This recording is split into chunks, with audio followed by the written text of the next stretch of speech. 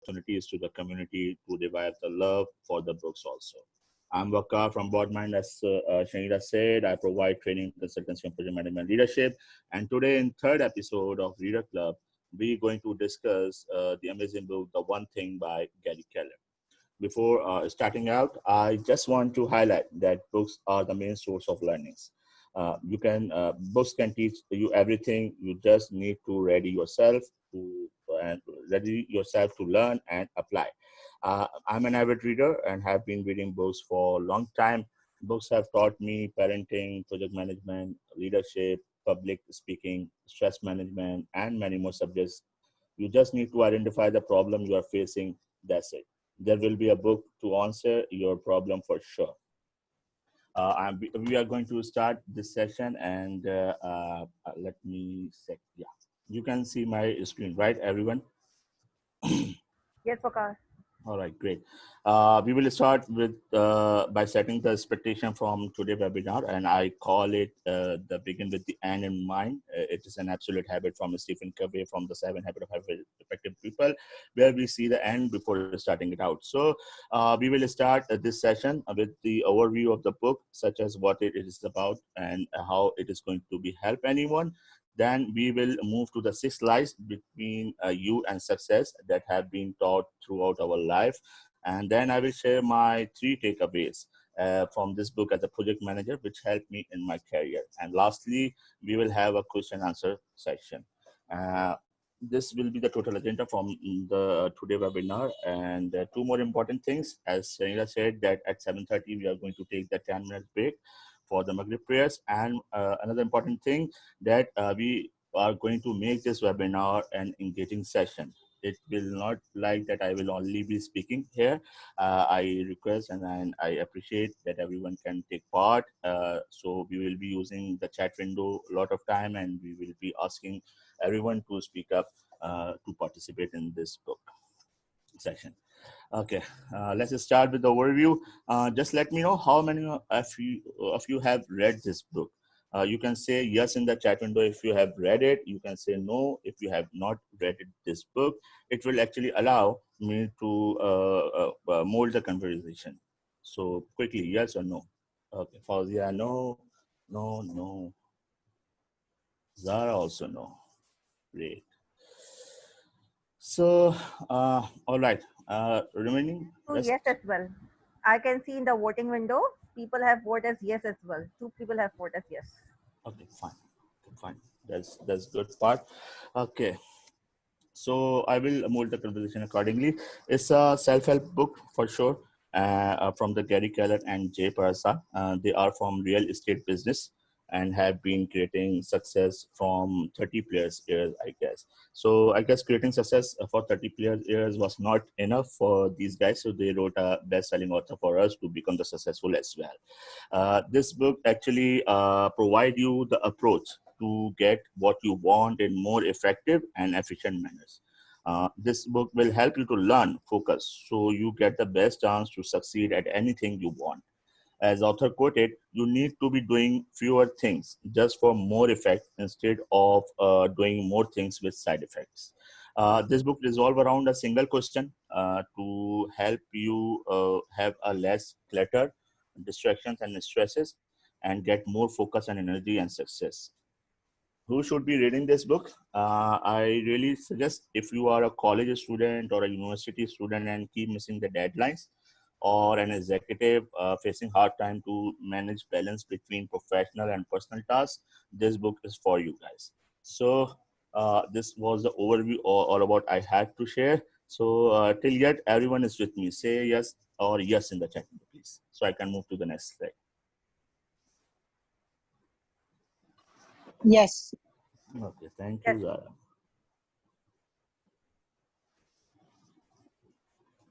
Great, great. Everyone is with me. All right. Let's see the 6 lies between you and success. And these are the six separate chapters in the book covered by Gary. Before starting this slide out, this slide has to be engaging. So I will not be speaking here. only, or I will not be speaking. I will ask everyone you to speak up and share your inputs for each lie or for each myth. It is not necessary that you speak as book says. You can share the general feedback you have according your experiences or knowledge. Okay, so let's begin with the lie number one. Everything matters equally. This is lie number one in the book. So who gonna start the conversation here? The lie is about, by the way, guys, is about the equality between two things. It's not about the gender equality. Gender equality has is existed. I respected, author respected a lot of people. So it's about the equality between two things, two results. So can someone put light about the equality between two things, and does it really matter or not?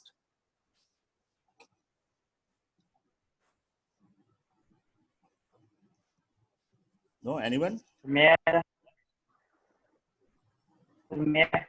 Yeah, please go ahead.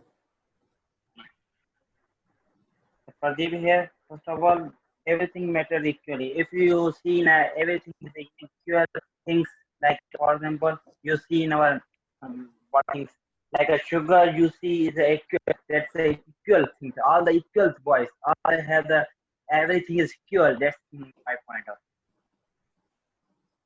Okay, Pradeep, your voice was a bit shattered, but what I got that you believe that everything is equal and it matters equally, right? Equal, right? Yeah. Great. Anyone else? We have a lot of people here.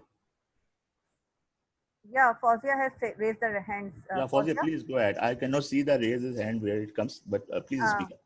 Yeah. Yeah, hi, this is Fazia here. I don't think everything matters equally. Can you hear me? Yeah, we can hear you, Fozia.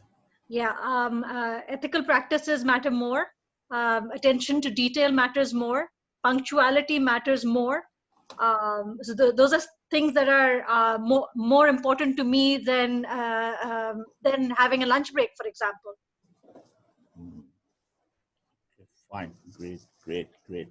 So I will take my turn now to share the view of the author with you guys.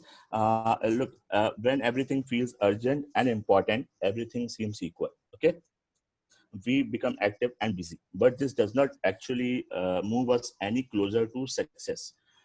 To-do list is a common practice we hear to become productive and organized. Whenever we want to become the productive and whenever we want to become the organized, everyone suggests to maintain the to-do list. This book suggests that instead of a to-do list, focus on a success list. What is success list? A success list is purposefully created around extraordinary results. If your to-do list contains everything, then it's probably taking you everywhere, but where you really want to go, right? Always remember that doing the most important thing is always the most important thing. So you have to find that what is the most important thing between you and that most important thing should not and cannot be equally to other. If it's equally to other, there will be some variable, there will be some element that can make the other thing more important than the other thing, like Fauzi said. All right, this was the lie number one. I'm just trying to cover these 6 chapters. These are the 6 individual chapters, separate chapter in the book. So I'm going to try to cover them in single slide. Taki saying you cannot hear me or anyone. Taki, you have to check the audio setting probably, and probably because we can hear everyone, each other. Okay, line number 2 is about the multitasking. Who believes multitasking is a lie? Because I have been taught, I have been trained with the multitasking as an IT guy. I'm an IT guy, right? I'm a software engineer from the academic. I have been doing the coding, have been doing, then moved to the project management, have been managing the multiple things at a time. So I have been really puzzled with the multitasking word. So please speak about the multitasking. Who is agreed with the multitasking thing? Sir, I am against multitasking. You agree with the multitasking? Pradeep, Sir, I'll give you an example of multitasking. If we are multitasking and we have getting more knowledge and gain a more knowledge. That's all. That's my point. No, when you try to get the knowledge about let's say subject A, so can you take the knowledge of subject B at the same time? No, sir.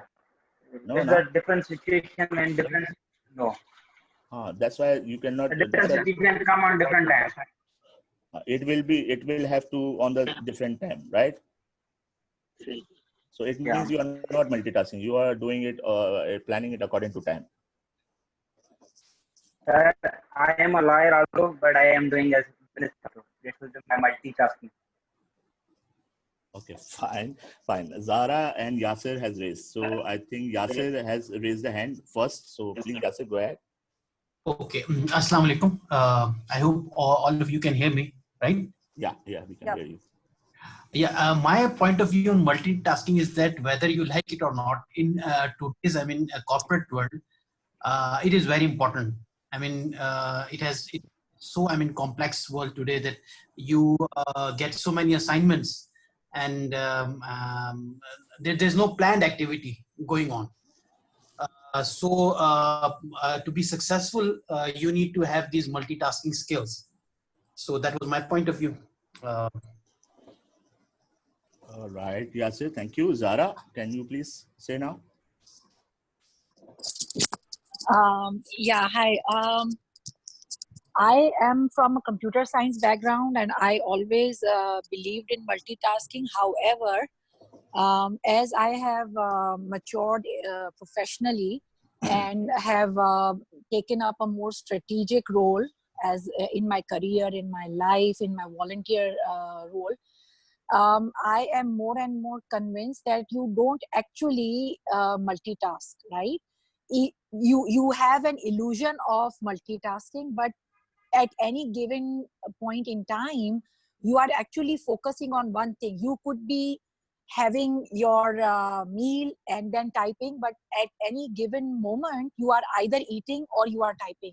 You can't do unless you are, of course, and even in that case, if you are eating from one hand and using the other one to type, still, there is a lag.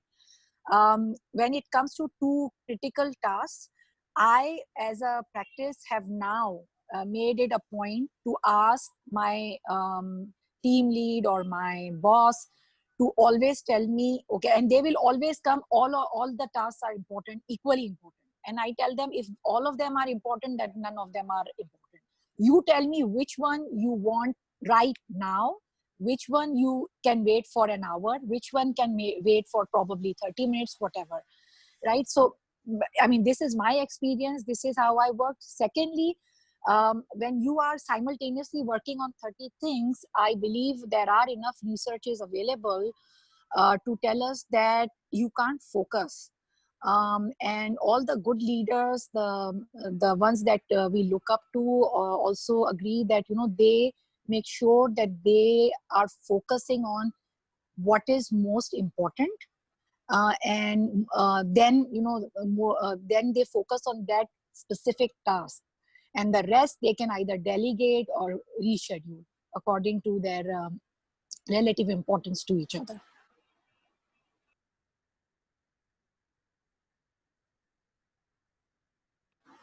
That's my 2 cents.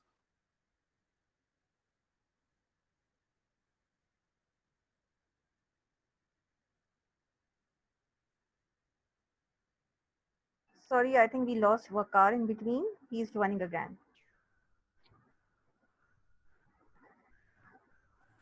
Yeah, can you guys hear me? Yeah, we can hear you now, Waqar. Yes. Okay, fine. Great. Let me share the screen first. Sure. Waqar, did you hear my points? I think. You just started and I lost you. So, No, I just said that I used to believe in multitasking, but even computers don't actually. At least not right now. We all of us have this illusion of multitasking, but we are actually at any given point in time, we are actually working on one task.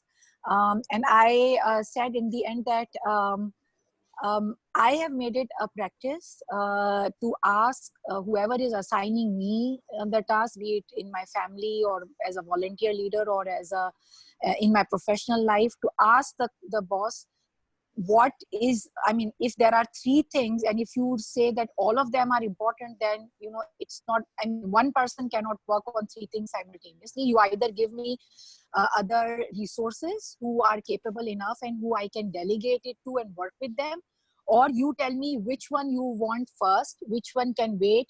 And 99.9 and even now 100% of the time I negotiate and make sure that the bosses can be very quote unquote lazy sometimes. They would say, yes, I mean, you should have done it yesterday or day before yesterday's timeline, and I tell them, sorry, you have to tell me which one of the tasks you want me to work on first, which one is, I mean, from among these three tasks, which one is the first priority, which one is second. You decide and you tell me.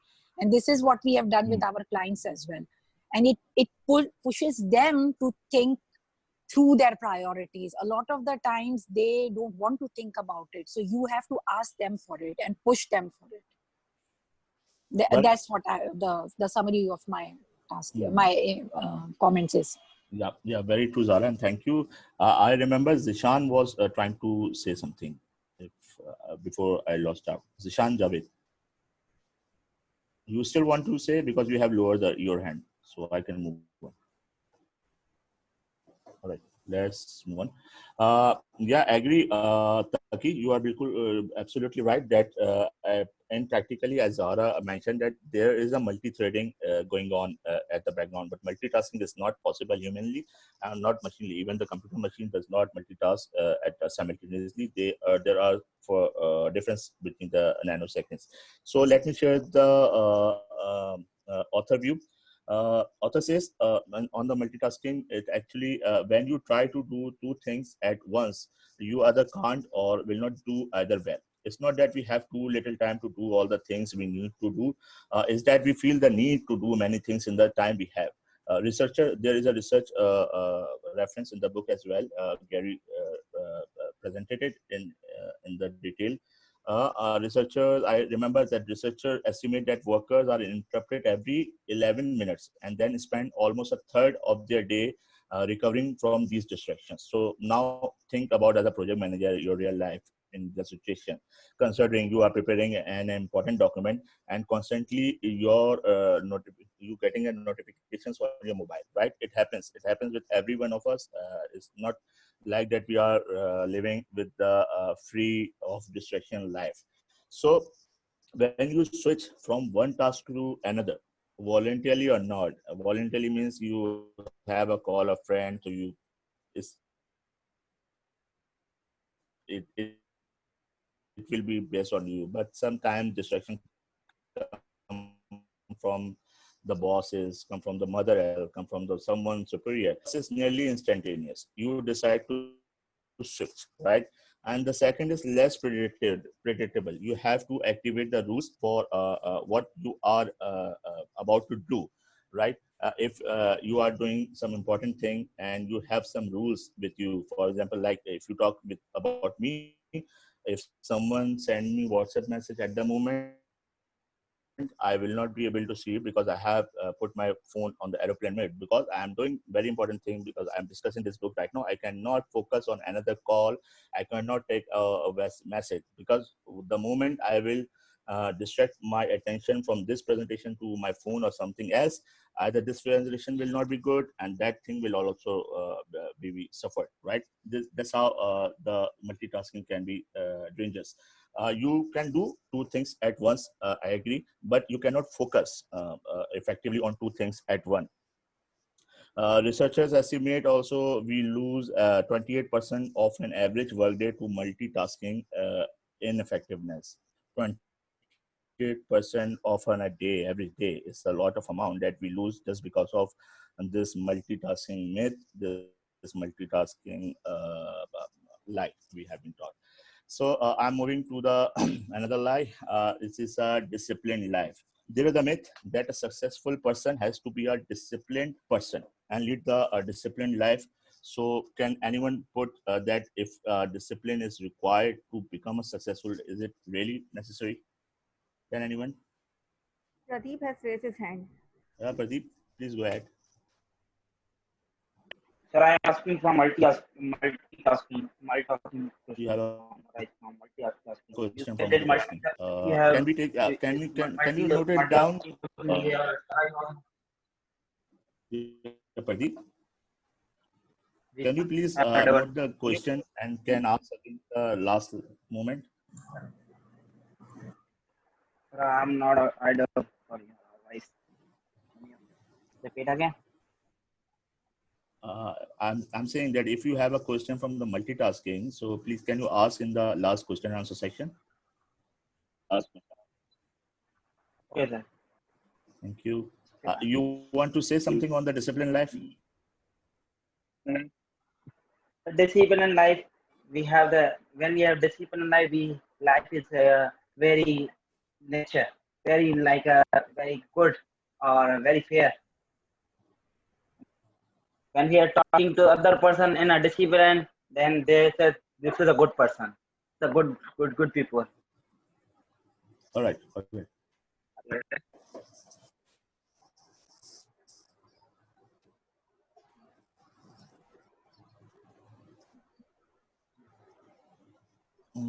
Okay, fine. I see Victor has unmuted but has not raised. Victor, do you want to say something?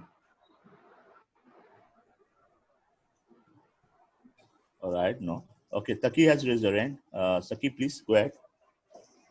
Okay, discipline is necessary because we need to follow a plan or a process. So how can we proceed? How can we successfully execute without a plan or a process, which means a direction actually and a way ahead? Yes, I've got your point. I've got your point. Zara, you wanted to say something, or Taki has covered it?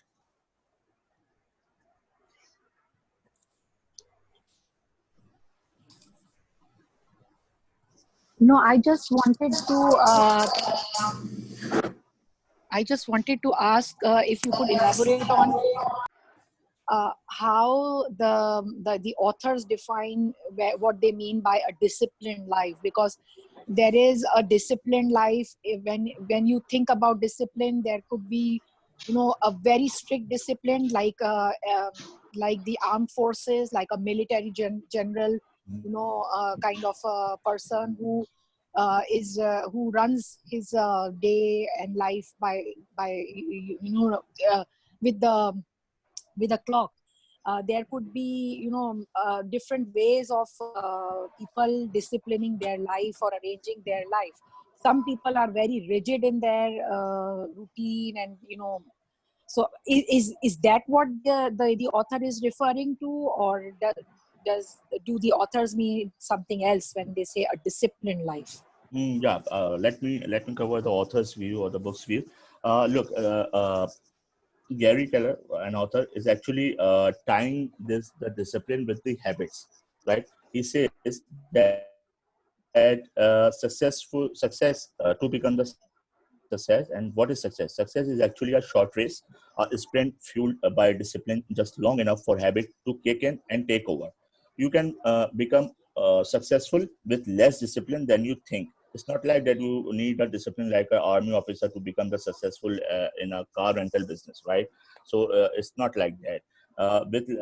For one simple reason, success is about doing the right thing, not about doing everything right. The trick to success is to choose the right habit and bring just enough to establish it. I read another book. It takes an average of 66 days to acquire a new habit. So yeah, I remember. I just got the name of that book. I recommend to read Power of Habit by Charles Duhigg. It's another book to getting the mastery about habits. So what author is trying to say, why our disciplined life is would be the lie to become the successful, because as I said, you do not need a discipline like monk, a discipline like an army officer to become the successful in your internet business. Yeah, but you need habits. You just need enough discipline so you can establish a habit to become a successful.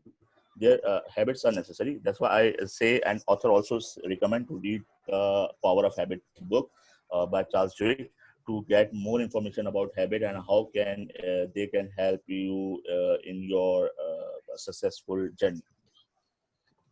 So, okay, it's 7:27. We can another habit, and then we can another light. Then we will going for the prayer split. All right. The last lie is willpower is always on call.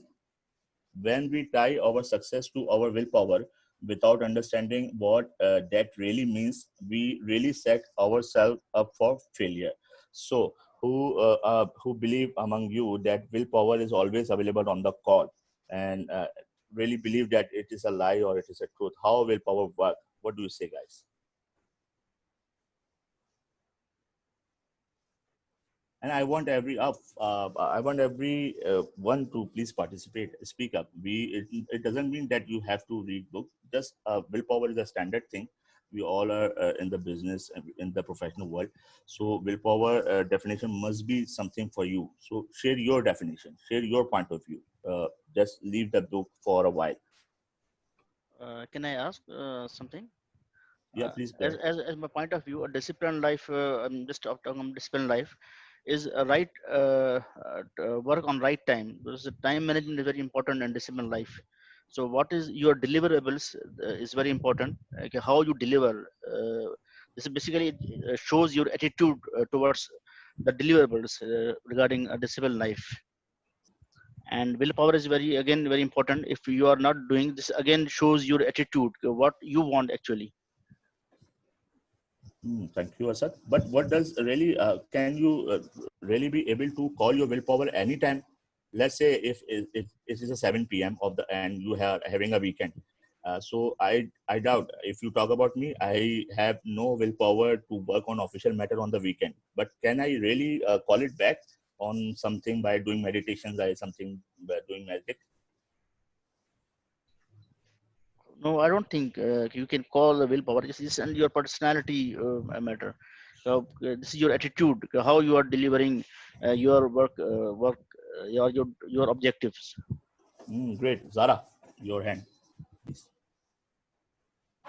No, I was actually relating this comment not necessarily with work condition, but I work with people who are suffering from mental health issues. I myself had panic attacks a couple of times, and a lot of the times people tend to tell you, use your willpower, you can overcome this. I mean, we don't tell people who have a heart condition or a broken leg to tell them, do we tell them, use your willpower, you can overcome this issue, right? So and even with something which relates to some neurological or something which relates to your mental health, not necessarily a schedule driven thing, even there, where the willpower most probably I would assume that it generates from there, right? Your brain, your mind, the way you Yeah, think. Even yeah. in those cases, to ask people, to use your willpower, I mean, what is your willpower? You need to cultivate it, yes, but it's not necessarily available to you 24/7. There are times in life where you just don't have it, and we have to agree to live with that and Yeah. live with and work around or work within those constraints. That's how I have faced the situation. All Yeah, right. exactly. All Uh, right. So sorry, Wakar. I think it's 7:30 now. So with this comment of Zara, other people who are raising their hand, we can take their comments after 10 minutes. We are having a 10 minutes break for the prayers. okay, great. Let's meet after 10 minutes and then I will share the author's view on the willpower is always on call. Thank you. Okay. Thank you.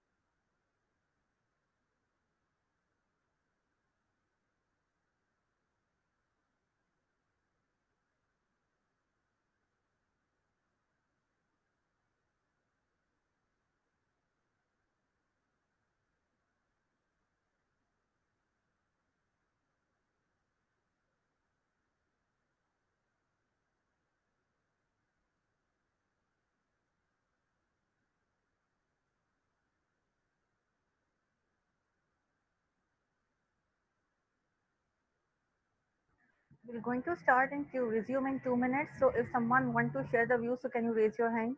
So we would know, okay, from whom we need to start now.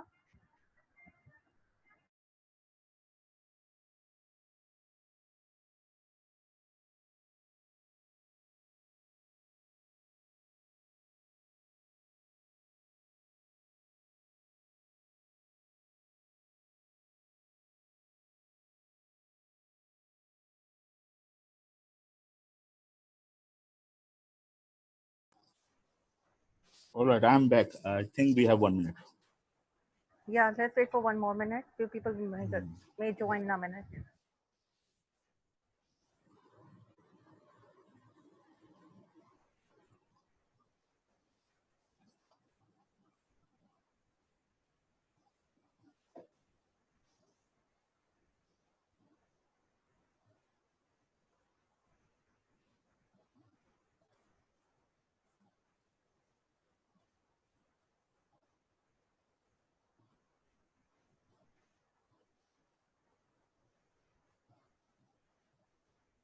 All right, Wakar, we can resume the session. I have few comments in the chat box which I want to actually call here, and if you want, can talk about them with this, talk.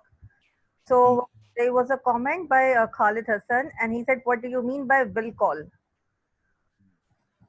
Okay, will call is a concept author is about that you can call your willpower anytime by doing anything like meditation or by doing something any magic. Will call is like you are calling your willpower anytime at any moment. That's why it means will call for in the book. And I can see comment as well, so I can move to the comment on my own. I can see the Asghar Ali Sayyid comment, willpower with reference to the heading. Okay. For successful completion of projects, task or aim, the desire of person, commitment and willpower has direct relation with success. Commonly said, there is a will, there is a way. Yeah, of course, Asghar Saab, totally agree with that there is a will and there is a way, but we cannot, the point.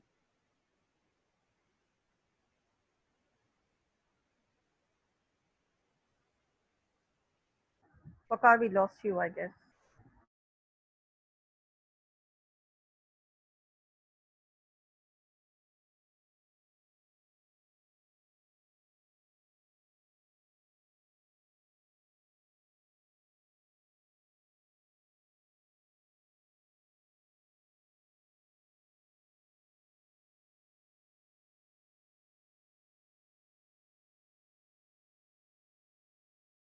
Day, do your most important work, your one thing early before your willpower is drawn down.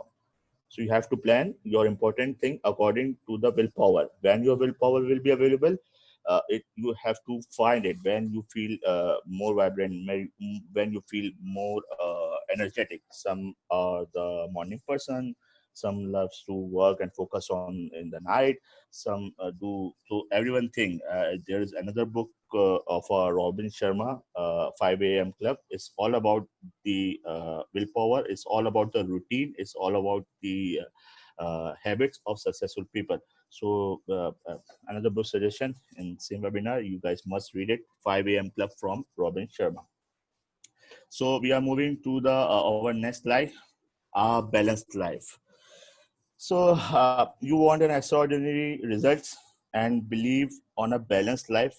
It's not gonna happen. I've been chasing a balanced life from the last 3 or 4 years, and thankfully I have stopped chasing it after reading specifically this book. I've read a lot of material, a lot of other things as a research for the balanced life, but specifically this book has given me a solution.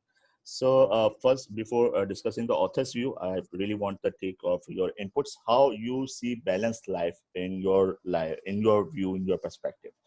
Please raise your hand or share the comments.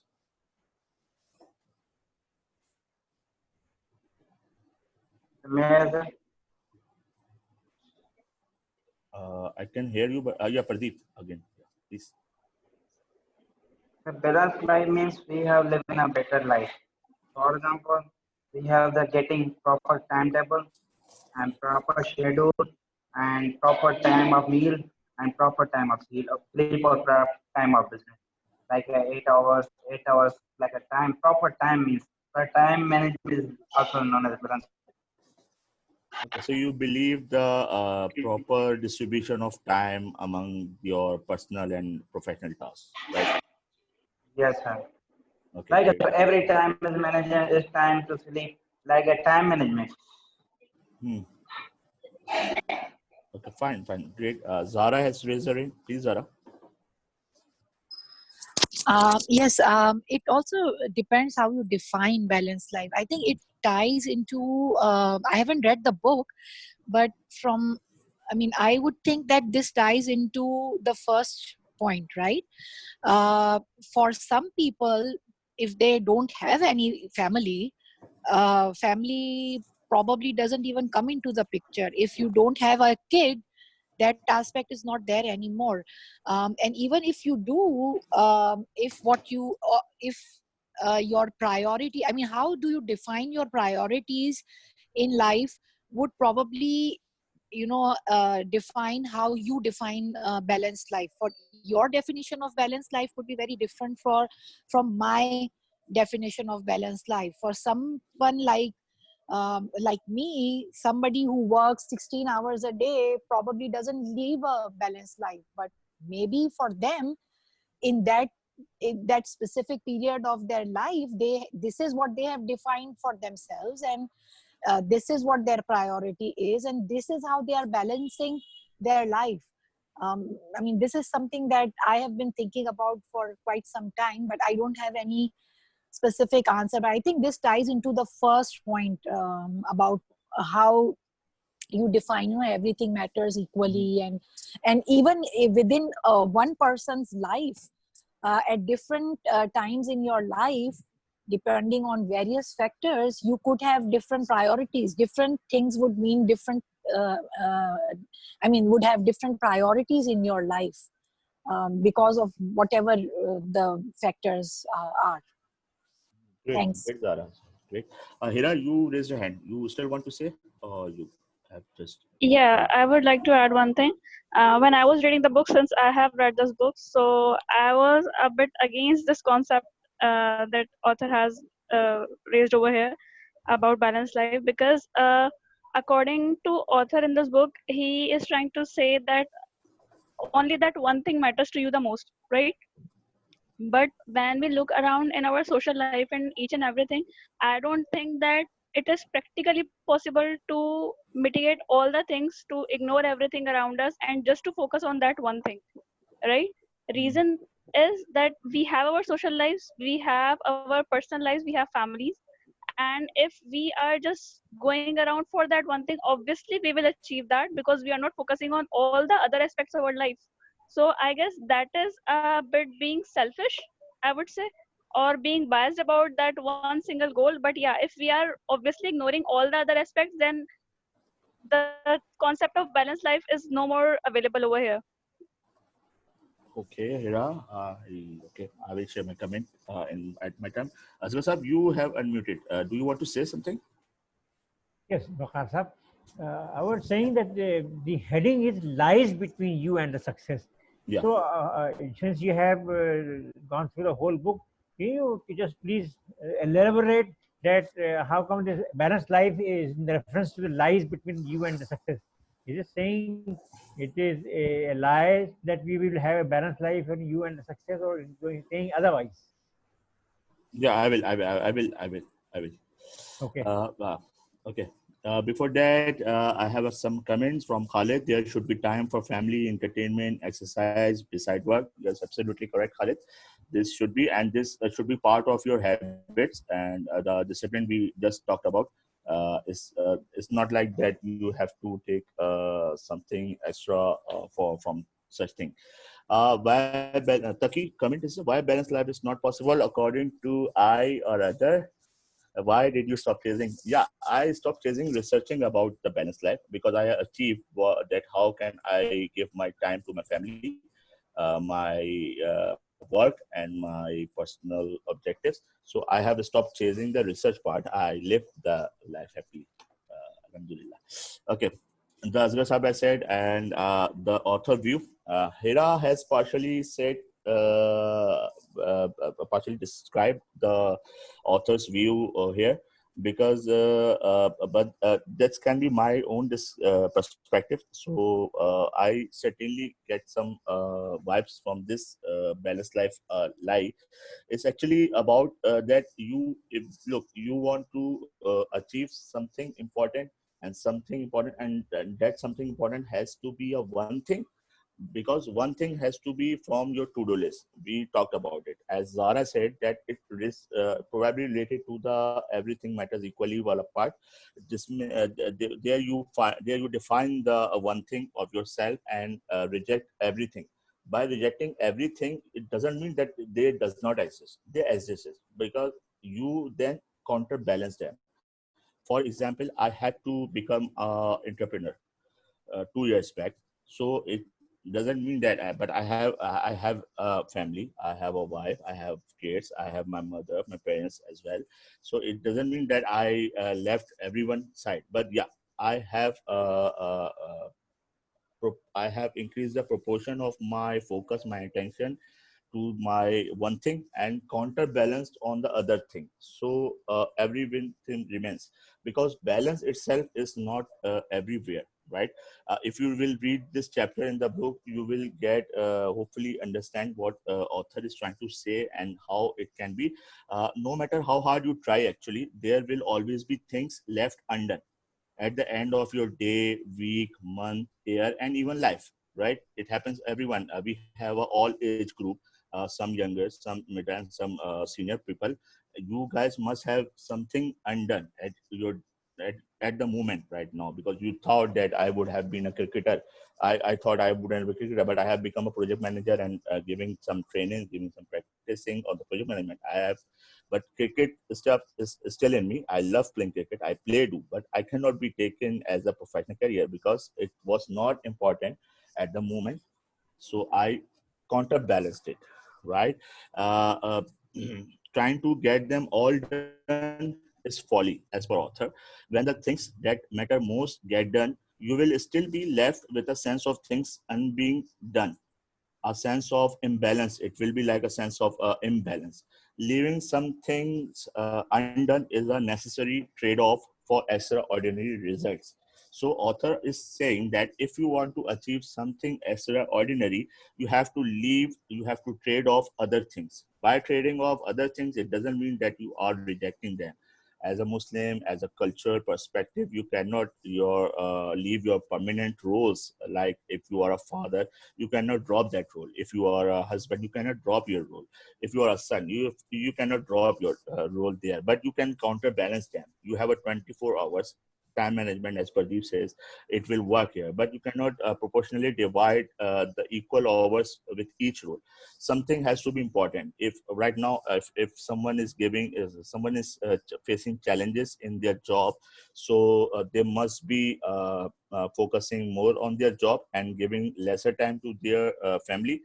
And when they will be able to fine tune their work, then you can spend the time you give to your family and decrease the focus attention on your work side. So it's always a counterbalancing, not a balancing.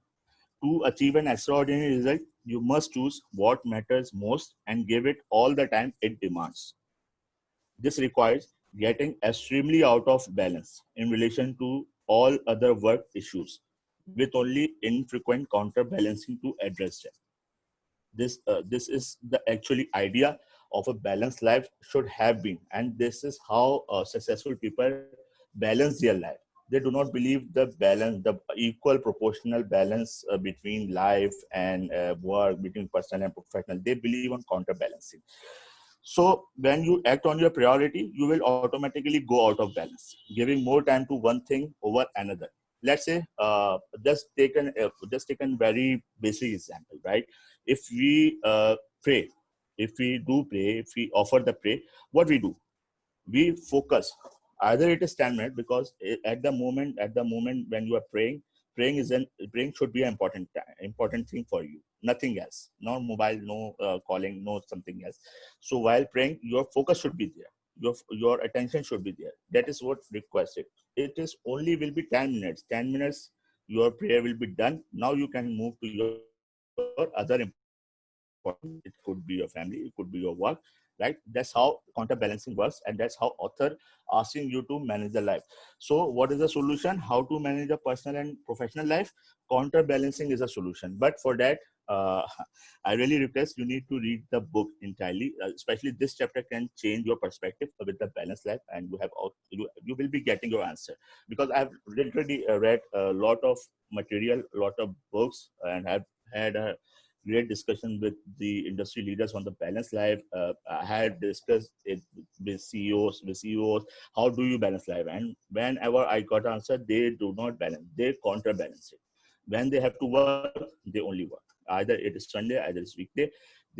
When they have to work, they work. When they are with family, they are with family. They do not entertain any other thing.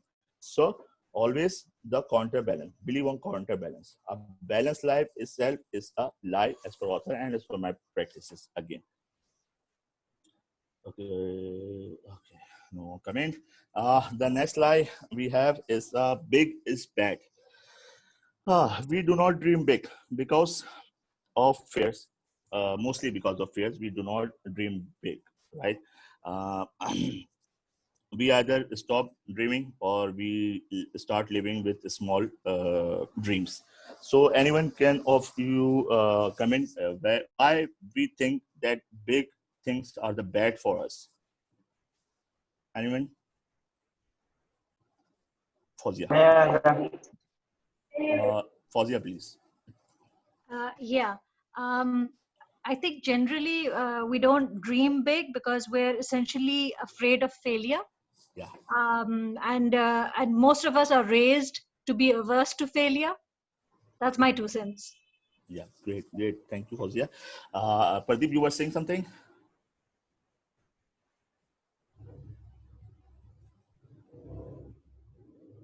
The big thing is a very attractive but not really happy in our life. They are like attractive, much attractive, but they are not giving us happy life. For example, we take in a bed, not to take a sleep. Is a big thing. We take in a good bed, like a golden bed. May I add over? Hello. Yeah, but I did not understand. You are audible, but I did not get I did not get you after the example. What was the example? The example was we taking a golden bed, but we not take a sleep. This is the big example of ours. Big is not a bed. Okay. You said that you have a golden bed, but you cannot sleep, so it will not be work, right? That's right. the example of mine. Okay, fine. Zara.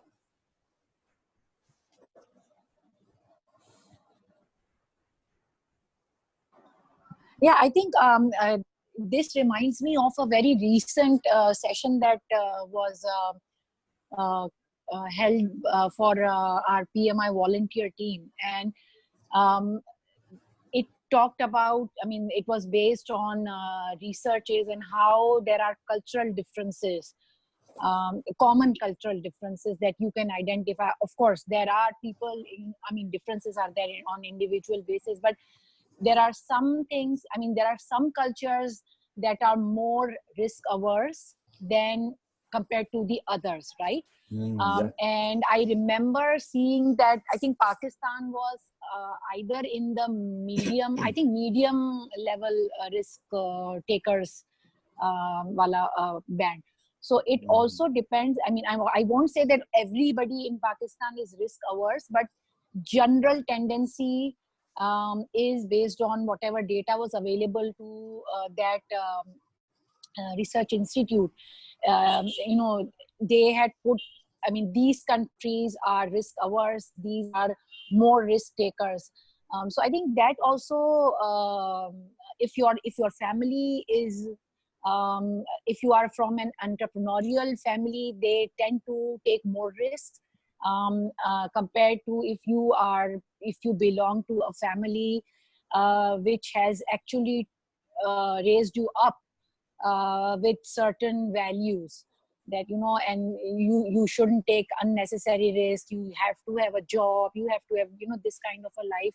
That also affects how you dream. And that ties into what Fazia said, that a lot of the times that fear comes either from your own experiences or your observations of the people around you. It could be a cultural thing as well. So there are different aspects of it.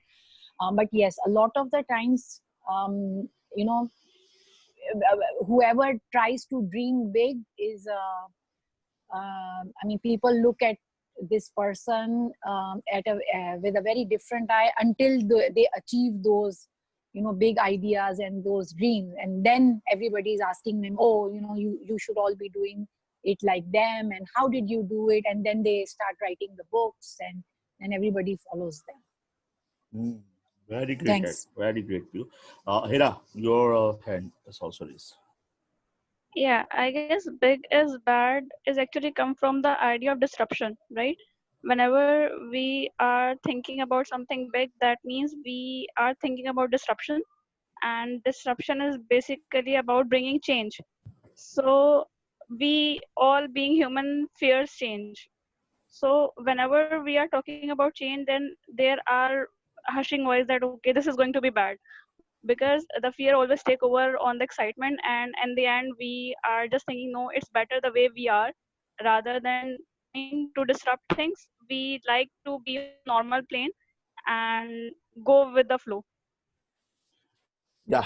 Okay, fine. Okay, look, the problem is that when big is believed to be bad, now small thinking rules the day, and big never sees the light of it. That was written in the book, and I really noted down, and I struck it with mine. And as Zara said, it is about the culture. Why we see the top innovations and top entrepreneurs, if you see, they are from the culture different from others. Others mean in the subcontinent culture, because they are more risk takers. They believe that big is not bad, and if something fails and something failed, so they do not worry about the failures. They do not fear from the failures. They learn from it and they apply it. So we afraid of our limit actually to do something. No one knows their limit. No one knows their ultimate ceiling for achievement. So worrying about it is a waste of time. Totally waste of time. Success comes down to being appropriate in the moment of your life.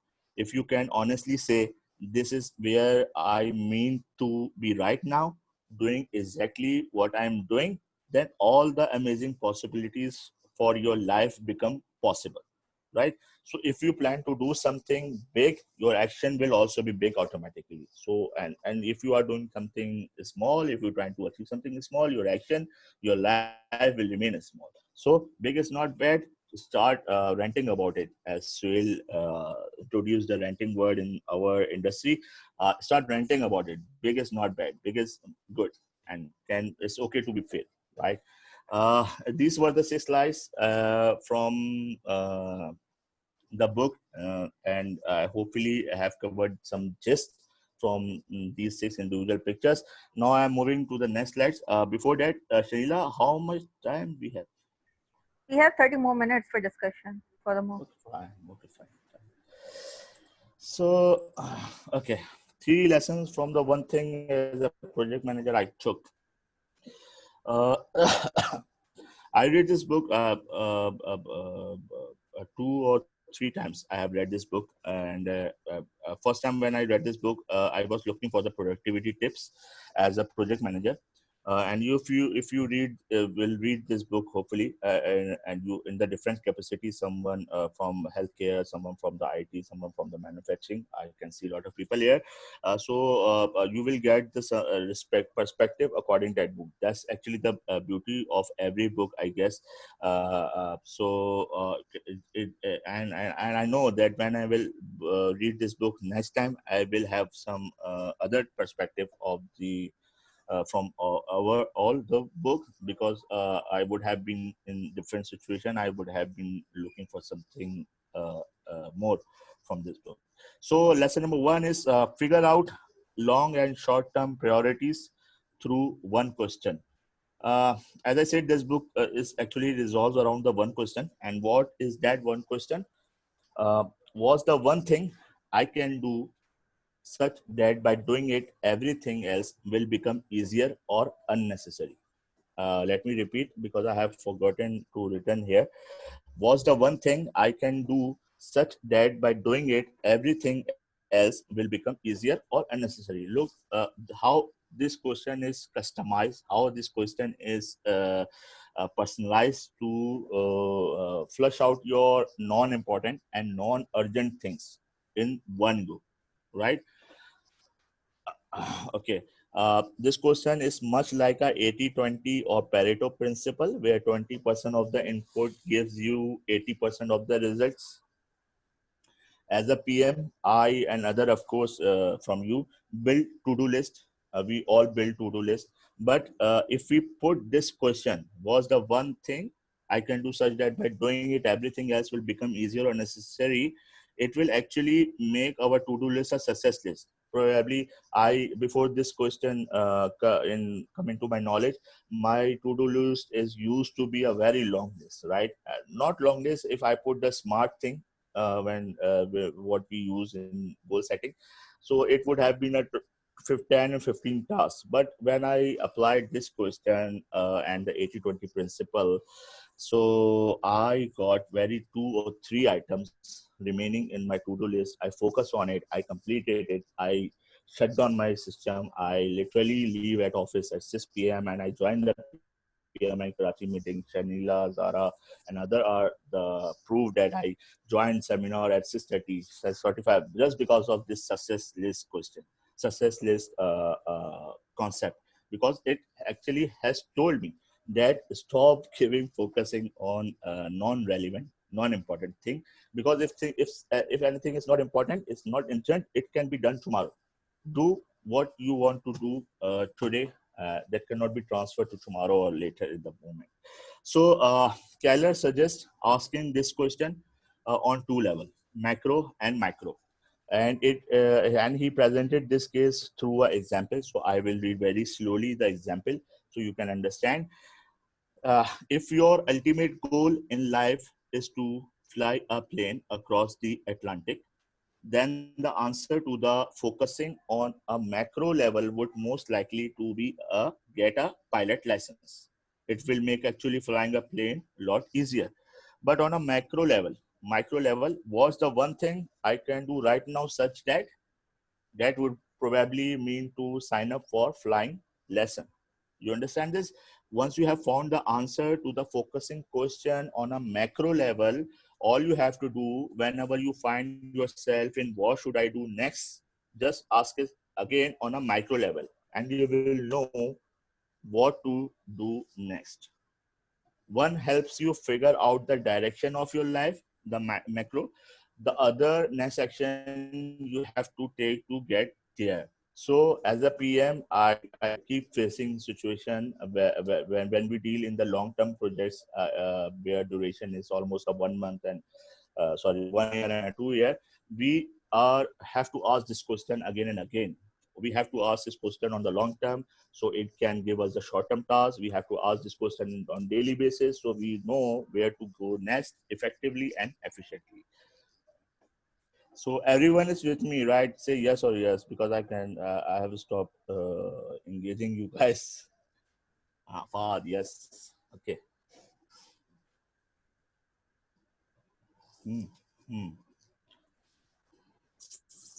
Yeah, and if anyone need to ask some question, because these are my personal takeaways, so I can answer very positively on these takeaways. So raise the hand if you have any question. Middle the ruling. Only 3 years. Where are others? Left by unmuting it.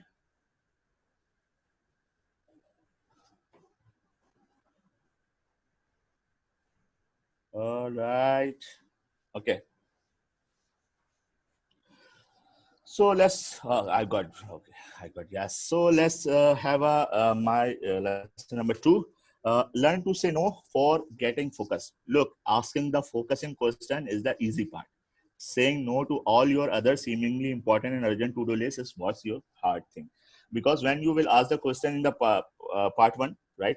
In the lesson one, when you prioritize your list, and you will get many of the items. So as a PM, it is not necessary that in your to-do list there will only be a personal task. Probably there will be tasks from your boss. Probably there will be tasks from your CEO. But it is not important. It is not urgent. So it is not your important thing. So how can you further take it away?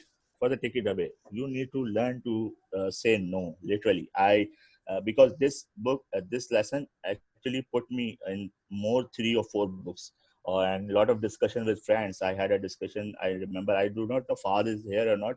Fahad Ahmed. I had a long discussion on the 1 hour from him, because just to learn, say to know in humbly, in more patiently way. So asking, I said asking the focusing question was the easy part, right? So the best way to make saying no, what I learned is easy to make your self unnecessary in the first place. It's not like that I hide in my cabin or hide in my room. But for example, if my team, if my subordinates bother me with the same question again and again, what I do, I created an FAQ, frequently asked question, and direct people on that. I have a list of, I used to manage a long-term projects. So I started creating FAQs, and whenever someone comes to me and asks the repeated thing, how does this work, how that department, how that business function works. So it doesn't mean that I have to stop everything and say let's sit and discuss how this works. It doesn't mean. I just refer them to to the FAQ, and ask them to read them, and then come to me and book a slot with me to understand if you have anything else to say. Zara said one approach could be to offer options instead of just saying no. Yeah, Zara, I understand. And FAQ was the thing was an option for me, because I was not able to say it directly to my bosses, to my superiors. So I started giving them options. Look, if you want to this, then do this. If you want to this, then do this. But not was in private job. Asad, I do the private job. A lot of do the private job. It works, but directly saying no, it doesn't work anywhere. Either you take the government sector or not. Saying no is an art. It's a part of soft skills, and there are plenty of books, plenty of courses, plenty of material available just to learn about how to say no. So saying directly no doesn't work anywhere. So what book author suggests, that try to reduce incoming requests and low level distraction. So you will not have to say no as often. And if you do, make sure you give people a time when they will have their answer. So sometime as a PM, my boss come to me and ask that, look, this is very urgent for me. It's okay. It's not for you urgent, but I need this now. So I give him a slot, a proper slot. Look, I have I'm in very important work. I will give you your answer in, let's say, 30 minutes. For 15 minutes, I will come to you and I will say, I try to rotate them for. Yeah, Zara, absolutely about the change, the approach. So, how you guys? Yeah, Waqar, yeah. if I may, this reminded me of how, and I was reflecting how I work with my boss. He's the chairman of the board, right? Mm-hmm. And a lot of the times what happens is, especially in countries where, or cultures, and by culture I mean the organizational or the team culture as well, right? I have noticed that if the chairman, or if I as the head of operations say something, I did not mean it as an order, right? So sometimes what happens is my boss calls me up and the chairman says, okay, Zara, do this. And if I am working on something which, requires really focused attention, and I know that, this thing just needs me to work on it for 30 minutes. So I always ask him, okay, I'm working on this thing. It will take me this much time. Can I work on this now, or do you need me? Can it wait for, say, half an hour, or can I do it tomorrow? Because he sometimes calls me, because I work for a non-profit. He can sometimes call me at 11 p.m. And sometimes he sends me messages at 12:30 because we are in a pandemic situation right now, right? So I always ask him, can I send the email tomorrow, or do I need to work on it just right now? So he always, and I have seen that majority of people won't even ask that question. Yeah, exactly. And most of the times he tells me, okay, no, this is much higher priority. And then I remind him, okay, you had assigned me that thing, I'm working on that. So should I leave that? This will happen if I don't work on that. And sometimes he says, oh, okay, so, okay, you work on this and I will do this, or I will assign someone. Or he says, no, that thing is now second priority, work on this because this has to go to the president of the institution. Majority of the people, and I keep telling my team members, even though I am telling them, you guys tell me, you guys should ask me, you assign me this task, now you are asking me for this task, and then ask me, should I work on this or should I work on the previous task? And a lot of the times they don't ask me. I don't know if it is something related to how they perceive the authority of the person, and they usually take it as an order. I don't know if this happens in other countries and other organizations as well. I would be very interested in hearing from people who are from other countries as well, if they can share what their experience has been. Yeah. Zara, you made a point very absolutely right, and I believe that most of the time there are the fears that actually help authorities to grow like a dictatorship. But if we have one gut to ask a simple question, there will be no issue. And I have worked with the Middle East and with the African countries, and believe me, there are the people who does not speak, who does not have courage to speak on the front of their boss. But that's right. If someone can from out of the Pakistan or can comment on it, I can see few people. Taki said that it's more about individuals. While I understand that, I am when I say that it's based on the countries. It's based on research, right? It's based in data, and this is based on. There are two studies that I know of. This study is based on. The one that I'm referring. The research principal came and talked to us just, I think, last night or the night before. And they actually showed how the countries, there are basic, and we also raised the same question, yes, individuals are different. But what I'm saying is that there are, and not me personally, but there are researches which can pinpoint some commonalities across countries and cultures, and even within one country it could differ from one part of the country to another part of the country. But that's why I want to know if it's something that I have experienced, because I have seen it in Japanese culture. They would not question authority. They are very hierarchical. That also matters. In some countries they are not very hierarchical. But yes, there are other cultural nuances that impact. So that's why I wanted to know if other people have had different experiences. That would be very interesting to know. Zara, can I add one point? Maybe it would be because of the leadership style in any organization. Because if you are working... But Hira, Yeah. No, go ahead. I was just saying that it is basically because of the leadership style in the organization, or even in a department or in a team. Because I have worked in an environment where there are some departments that are quite hierarchical, and other than those departments, there are some departments that don't believe in the hierarchy.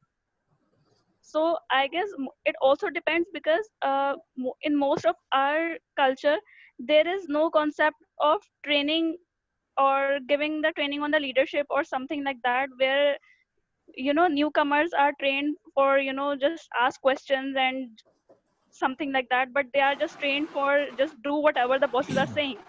So when we are trained in that way, we do not know how to Yes, question. And even on the seniority level, people who are senior, they don't train their juniors about that they can question.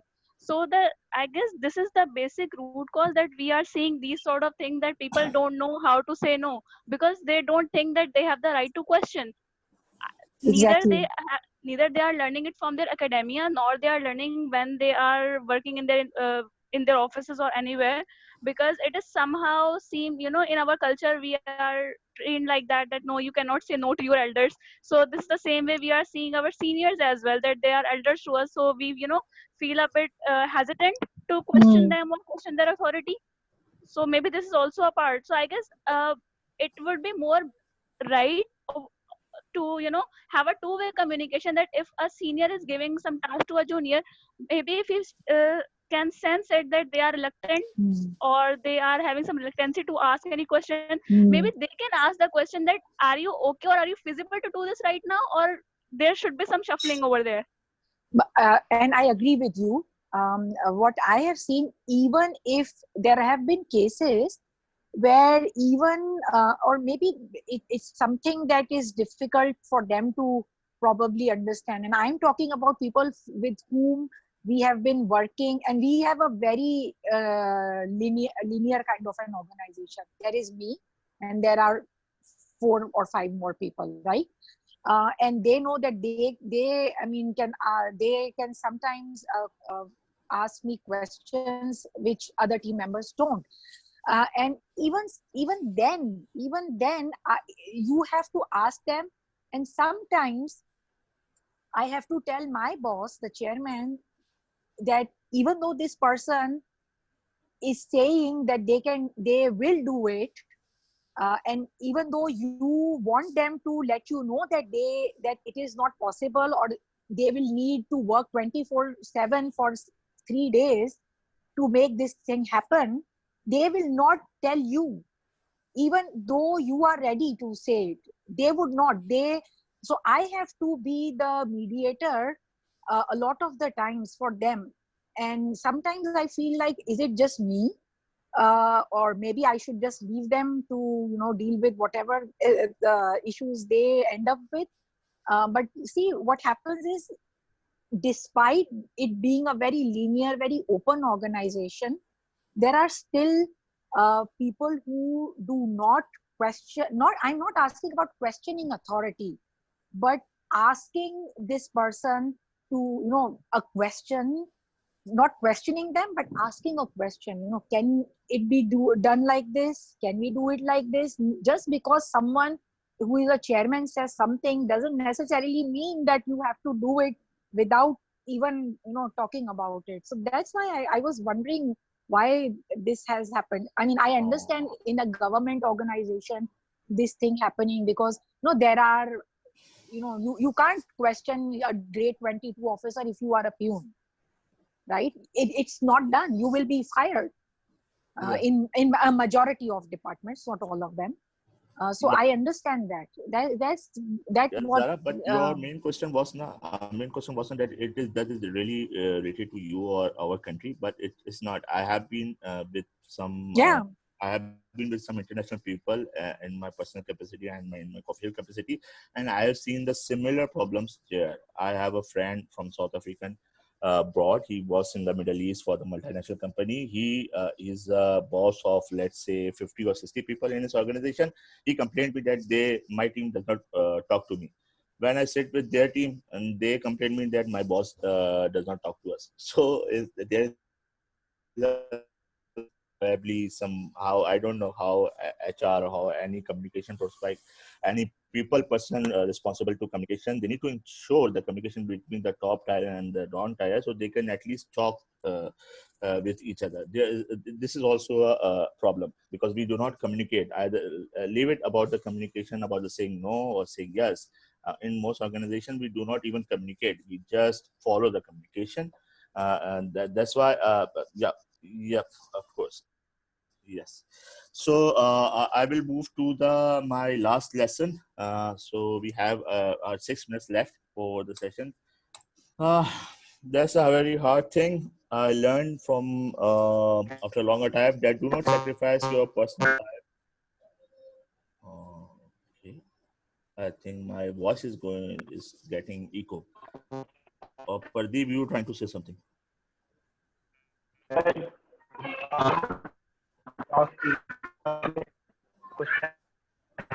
Pradeep, just give me a 3 minutes. Then you can ask your question. All right. Thank you. The last lesson, do not sacrifice your personal life for the work. This book has a great quote in it, and it is from the James Patterson. I hope most of you have heard it. If not, let's hear it again. Imagine life is a game in which you are juggling 5 balls. The 5 balls are called work, family, health, friends, and integrity. And you are keeping all of them in the air. But one day you finally come to understand that work is a rubber ball, and if you drop it, it will bounce back. The other 4 balls are made of glass. If you drop one of these, it will be scuffed, it will be nicked, it will be even shattered. It was the quote, and I have heard in many from the many leadership trainers. I came to know that it is from James Patterson through this book. You can always make another phone call. As a PM, I have to make a lot of calls. So it is for me that I can always make another phone call. I can always prepare another page at another day and catch my yesterday work tomorrow. But what I cannot do, I can never undo or miss my kids' birthday celebration or a chronic back pain I have been in with a lot of time. So work priorities number 2, 3, and 17 are always negotiable and can be put off or sometime not done at all. So as long as you are working on your one thing, you are making sure that when you are working, you are doing what most important. That more than compensates for having to take off early, allowing yourself enough sleep, and taking extra time to buy flowers while back coming home the home for the spouse. And at the last, after all, what good is it to achieve your one thing when there's no one left to share the story of how you got there is with? So when I came to know that how I should know about the work-life balance, that's why I told early that I have stopped chasing. Yeah, Zara, I have to bring the flowers. She loves it. So yeah, that's why I stopped chasing the balanced life word, balanced life research, because what I need to do, I had learned from this book. And it is more about when you just sit to find that what is more important for you. Always believe that never sacrifice your work, never sacrifice your family, because they are with you for your permanency. The job you are doing, the work you are doing is a temporary, it can be until unless you are the entrepreneur. It's still you are an entrepreneur for your family, of course, for yourself, for not, it's okay. Let's say you have no family, you have no kids, you have no spouse, you have no parents, you are one, but you have your health, you have yourself, you have your view, you have your soul. So never sacrifice this thing for the work. That was for me on this book. And thank you so much, everyone. And now we can discuss this book, or we can have some question and answer. We can point. I will see comments from the. Okay, Victor. I guess it's more about the personality of the person who was asked to do a certain task. That person does not want to enter in conflict with his boss. Moreover, if the boss uses good persuasive skills, they can change your no to yes. I will do it. It's not a matter of country or culture. Yeah, exactly, Victor. We just discussed that it doesn't matter of a country or culture. It is about the personality of the perception. Asad says, I am in administration department and we only can do maintenance work on weekend, not in birthdays. Ultimately, you have to sacrifice your family time. I understand, Asad. But in the since I don't know about your organization, but what I have seen in the administration department, especially who they the preventive maintenance of their assets, they have shifts. They have a lot of employees. In the IT department, they have 5 employees, but in the maintenance department, they have 30 employees. They can distribute the work. I do not know about the organization, but that's true. If you are working on the weekend, you are compromising the family time, of course. But if probably you would be leaving on time on the regular day, so your family time comes on that day and you can schedule there. Pradeep said, for example, my brother is married. I leave brother marriage for leave for work. You left. Okay, you left your brother marriage just because of work. Pradeep, really suggestion: do not leave your marriage just because of your work. It's okay if you have left the brothers attending marriage. Zara said, my brother was in IT support for a multinational company. They called the day my dad. Oops, okay. Despite him telling them about it, it had been 5-6 hours and we were waiting for the funeral. They kept, yeah. Zara, these are the gentlemen. For them, we can pray. We can pray. No book, no leadership can change them. I think Vakar, we couldn't blame the his bosses, but we actually were furious with him because we hadn't even received my father's dead body, and he was on call for 1 hour providing support to his IT department. And I learned 2 lessons. A, he had not prepared his backup at work, most probably. And B, he did not know how to say no. And C, actually, third lesson, his bosses probably didn't even empathize with him. No matter what happens, right? It wasn't a life and death situation. It was an IT. It wasn't even like the whole company was going down and the system. It was some, regular IT support work. But I don't care, even if it's a matter of life and death, if somebody is in that kind of an emotional trauma, where their father was with them 48 hours ago, and they have just received the news that, their father has passed away, and they're waiting for the funeral arrangements, and they don't even know what's happening. It's the leadership's job to make sure that you empathize with this person, even if that person is not in a state of mind for whatever reason to say no. Maybe it could have been someone else who needed the job desperately. So, they couldn't even say no, even if they wanted to say no.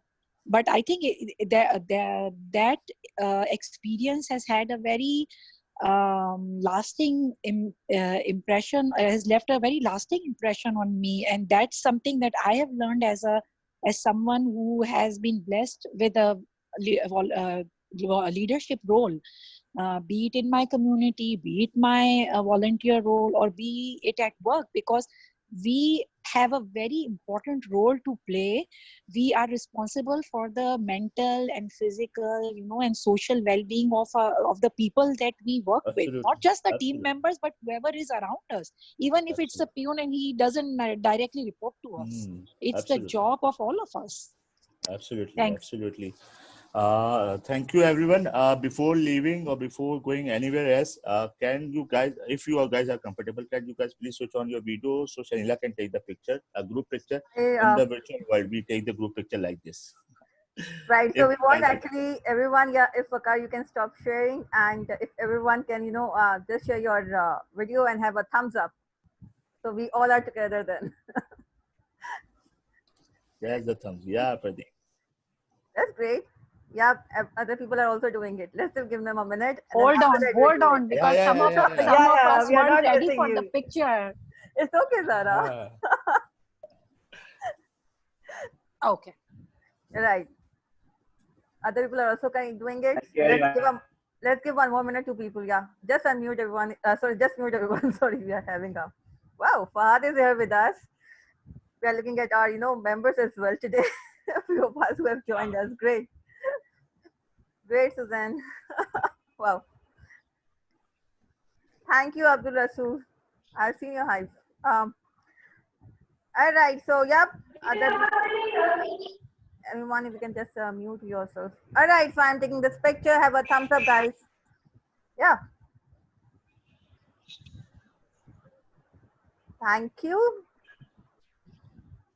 All right, guys. Thank you, everyone, and I hope you guys have liked it. Personally, I will ask Shanila to send a podcast. I have a 15 or 20 minutes podcast where we are discussing the authority for the project manager, where authority does not exist formally, right? So you guys must hear it, and you will learn about saying no, something differently can help you there.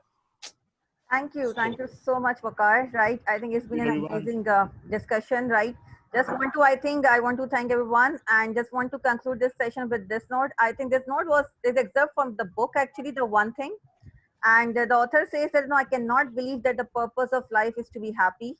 I think the purpose of life is to be useful, to be responsible, to be compassionate. It is always above all to matter, to count, to stand for something, to have made some difference that you live all. So thank you so much. Thanks everyone for joining us. Thank you, Waqar, for sharing your insights, and thanks everyone for making the session interactive, being participative, and we really enjoyed being here. Hope to see you all again next month, July 11th, on the 4th episode of KBC Readers Club. Thank you. Thank you for Guys, joining thank all of you. us. Bye-bye. Bye.